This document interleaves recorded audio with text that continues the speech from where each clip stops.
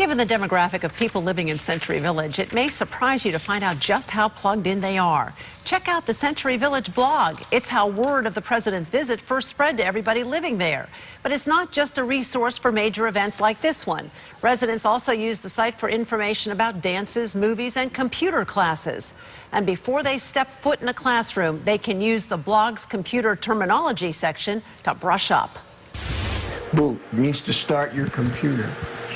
Well, some people don't know. And so Don 4060 says, well, you can't expect to get Tony Orlando in the middle of the summer.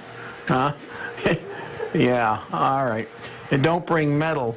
So I said, well, I had a double hip joint replacement. So I said, I have to leave my hip joints at home.